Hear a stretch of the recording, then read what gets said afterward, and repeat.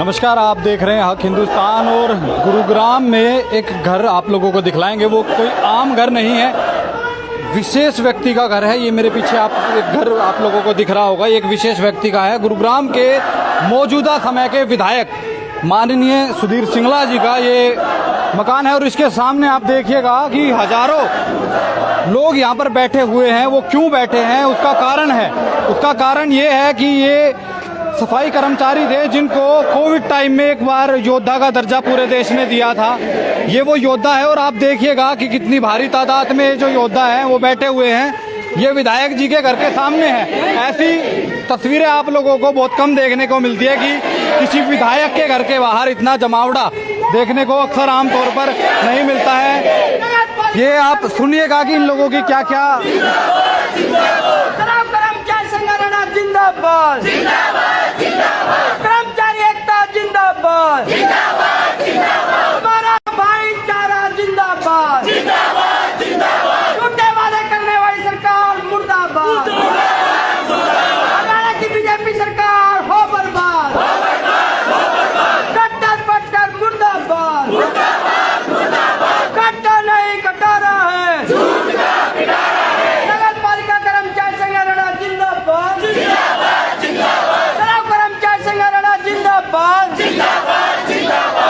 तो ये नारे आप लोगों ने सुने हैं, बहुत कुछ कहते हैं ये नारे। तो इनसे सवाल ले लेते हैं कि भाई क्यों मजबूर हुए हैं आप लोग विधायक जी के घर के सामने बैठने पर, और कितने लोग हैं आप लोग।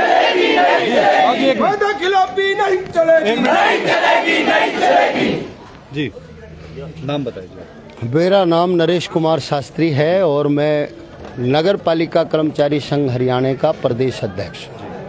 अध्यक्ष जी, यहाँ बैठने का क्या मतलब कि विधायक का ही घर को आपने घेर लिया? गुरुग्राम में 21 सितंबर को 3480 कर्मचारियों की छटनी की गई थी।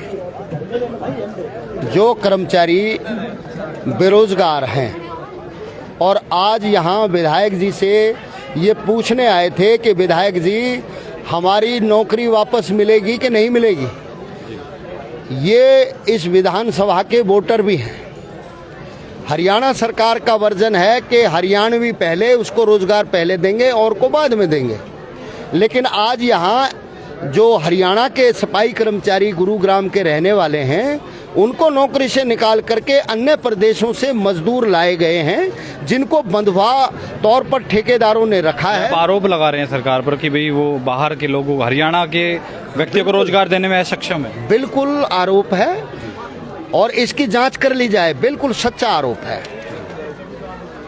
हम विधायक से पूछने आए थे कि हमारी नौकरी वापस करवाओगे कि नहीं करवाओगे। तो विधायक जी मिले? विधायक साहब यहाँ से नदारद हैं। अब हम कल भी आएंगे। आप लोग सूचना देकर विधायक साहब के पास में आए थे? पक्का सूचना देकर के आए हैं। सूचना दे, कल को ऐसा होता है ना कि भी बोल दे कि भी मैं बाहर गया हुआ था। हम सूचना दे करके आए हैं जी, ठीक है। और कितने लोग हैं, कितने विशेष तौर पर किस तरीके का आप लोगों के साथ ये हुआ है, कैसे आप लोगों को निकाला गया? देखिए, 3480 सफाई कर्मचारी और अन्य स्टाफ जो था वो मैन पावर के अलग अलग ठेकों में लगा हुआ था। अब वो ठेके खत्म करके सरकार ने वर्क आउटसोर्स कर दिया, यानी कि ठेकेदार मशीन से सफाई कराए या जैसे कराए, मजदूर रखे ना रखे, कर्मचारी रखे ना रखे, और उनसे तमाम जो ESI EPF एक्ट के आधार पर मिलने वाली सुविधा, श्रम कानूनों के आधार पर मिलने वाली सुविधाएं उनसे छीन ली गई हैं।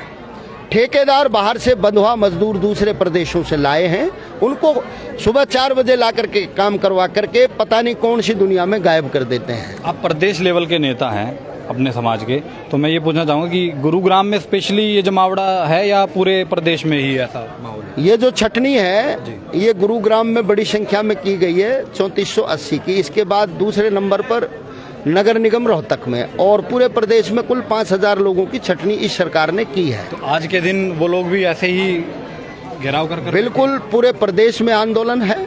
अभी 5 दिन सभी 93 शहरों में, जिनमें 60 नगर पालिका, 11 नगर निगम और 22 नगर परिषदों में कर्मिक भूख हड़ताल की है। और अब हम 15 अक्टूबर को रोहतक में आक्रोश रैली की करने जा रहे हैं, जिस रैली में गुरुग्राम के लोग लगभग 5000 कर्मचारी पैदल चल करके रोहतक जाएंगे और इनके साथ में तो बहुत बड़ा जन फरीदाबाद आंदोलन होने वाला है। फरीदाबाद, नूह, पलवल, दादरी, रेवाड़ी के कर्मचारी भी इनके साथ जत्थे में पैदल चलेंगे। तो विधायक जी के घर के बाहर हैं हम, तो क्या सूचना आप लोगों को मिली है? क्या कुछ उनकी तरफ से कुछ मैसेज आपको मिला? कोई सूचना हमारे पास नहीं है। इस तरह का कोई मैसेज आपको विधायक जी के किसी पीए ने आपसे मिलने की कोशिश की हो? हमारे विधायक जी से बाहर किसी ने हैं, मिलने की कोशिश नहीं की है और ना हमारे को कोई सूचना दी है, ना हमारे से बात करने का कोई समय निर्धारित। यहाँ से उठने के लिए आप लोग क्या करेंगे या निरंतर इसको जारी? ये हमारा 2 दिन का प्रोग्राम है, आज और कल का। आपको लगता है 2 दिन में आपकी बात सुनी जाएगी? फर्स्ट स्टेप जी जी जी। विधायक साहब के घर पर सुधीर सिंगला जी के, इसके बाद राकेश दौलताबाद के घर जाएंगे, इसके बाद नगर निगम के कमिश्नर के घर जाएंगे और फिर हम रैली करेंगे। रैली के बाद जो रैली के मंच से आंदोलन की घोषणा की जाएगी उस के आधार पर आगे आंदोलन चलेगा। मौजूदा सरकार के लिए क्या कुछ कहना चाहेंगे आप? मौजूदा सरकार से मैं ये कहना चाहूँगा कि प्रदेश के पालिका परिषद, निगम, अग्निशमन के कर्मचारियों की जो मांगे हैं उनका 14 अक्टूबर तक समाधान सरकार करे, अन्यथा 15 अक्टूबर को रोहतक में जो पुराना ITI मैदान है उसमें हम आक्रोश रैली करेंगे राज्य स्तरीय, और उस रैली के मन से फिर सरकार के खिलाफ निर्णायक आंदोलन का ऐलान करेंगे। कितने लोगों के पहुंचने की उम्मीद है कि अगर आप लोगों की सुनवाई नहीं होती है, आपको रोहतक जाना पड़ता है, तो कितने लोग वहाँ पर मौजूद हो सकते हैं?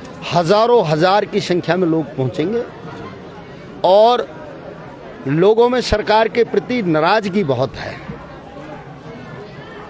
लोगों में रैली को लेकर के बहुत जबरदस्त उत्साह है और मैं दावा करता हूं प्रदेश अध्यक्ष होने के नाते ये रैली सरकारों ने अलग अलग राजनीतिक पार्टियों की जब सरकारें रही हैं उन्होंने वाल्मीकि जयंती के तौर पर, रविदास जयंती के समय पर, अंबेडकर की जयंती के समय पर अलग अलग रैलियां की हैं दलितों की, पिछड़ों की। मेरा सवाल ये है आपसे लेकिन कि ये रैली तमाम रैलियों का रिकॉर्ड तोड़ देगी।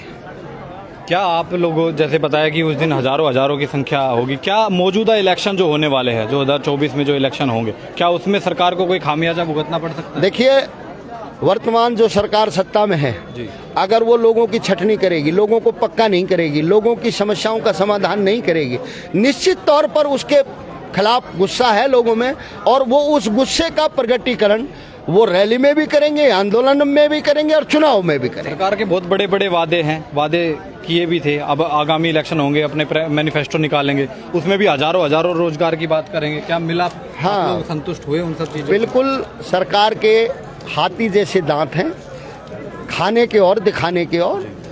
जो उन्होंने सफाई कर्मचारियों से, टीचरों से, अन्य सफाई सीवरमैनों से, अन्य कर्मचारी वर्ग से वायदा किया था, एक भी पूरा नहीं किया। जनता से किए गए वायदे पूरे नहीं किए हैं।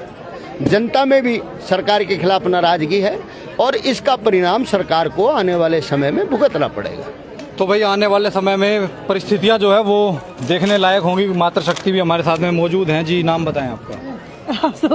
जी जी जी, अरे हंसा मत रहा, फिर इधर आ जाओ भाई, इधर आ जाओ। जी बताएं, जी बताएं जी। क्या कुछ समस्या, कैसा अब आपको लग रहा है कि हमने बहुत उम्मीदों से ये सरकार बनाई थी, बहुत उम्मीदों से बनाई थी, लेकिन इस सरकार ने हमारी एक भी नहीं सुनी। अभी तक मोदी जी 9 साल से अपने मन की बात बता रहे हैं। हम कहते हैं मोदी जी हमारे बीच में आइए, हमारे बीच में हमारे दुख देखिए, हमारे दुखों को सुनिए, ताकि हम आपकी आंखों में आंसू न ले आए। तो हमारे इतने भरे हुए दुख है, प्लीज़ आके हमारी कुछ तो सुनिए।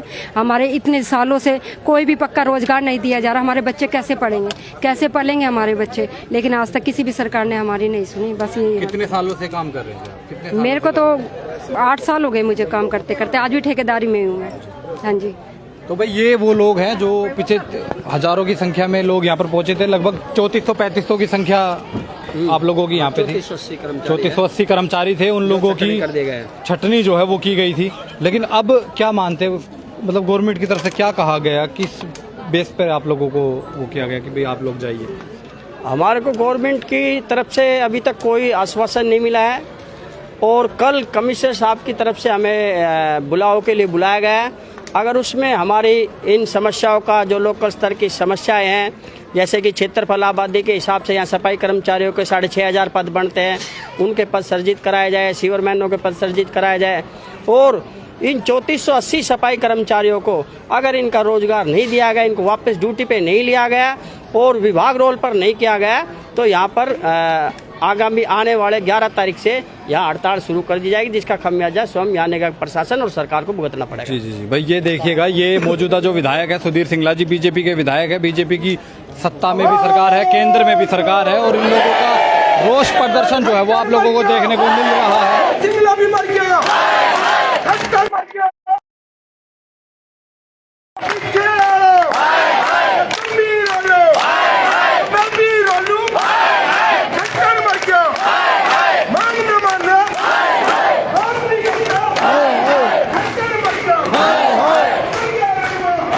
भाई ये जो परिस्थितियां हैं वो गुरुग्राम की है और मौजूदा विधायक जी के घर के सामने की ये तस्वीरें हैं। ऐसी तस्वीरें आमतौर पर बहुत कम देखने को मिलती हैं, तो ये तस्वीरें दिखी हैं। अगर इन लोगों का निपटारा नहीं होता है तो 15 तारीख को रोहतक के अंदर बहुत भव्य जो है वो रैली होने वाली है इन लोगों के द्वारा, और सरकार के लिए भी चेतावनी दी है कि आने वाले इलेक्शन में खामियाजा उन लोगों को भी भुगतना पड़ सकता है, मौजूदा सरकार को भी इस चीज़ का खामियाजा जो है वो भुगतना पड़ सकता है। तो आप लोगों से अपील है, इस खबर के बारे में आप लोगों की क्या कुछ राय है, साथ के साथ कमेंट जरूर कीजिएगा और वीडियो को शेयर जरूर कीजिएगा। धन्यवाद।